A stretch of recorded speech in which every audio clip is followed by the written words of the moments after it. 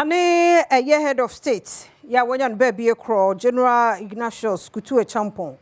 na busia na ebo aban ya baso pa wo ene hyehyɛ a wasan ade bo operation feed yourself ni biem no wormo sade ba ewo kua ekwan so no wo mani so de aban eye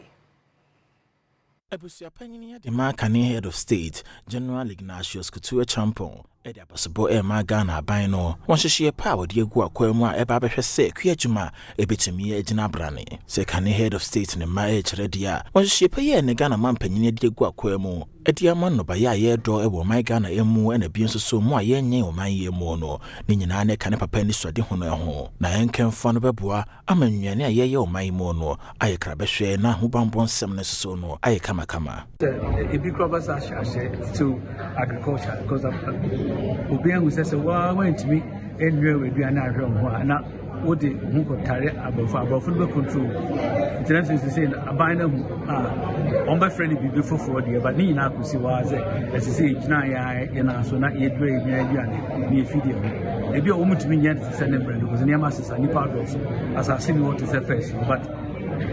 say no tumi ye ma ko fu GD say oboa ho ayeye no you know, spirit you bet me baby and on a man because what I operation feeders one for force or church woman man 40 I say that yeah I am boy na you know yen na so hono mo a wasaka de kan ho piem se titiri na opese Ghana fo ye je hudi ne aye ne tina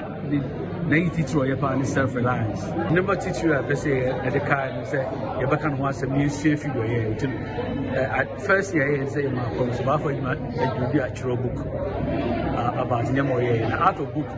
and I started my work through way no so other series because nema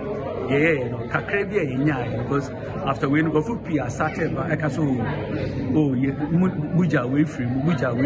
man can we you know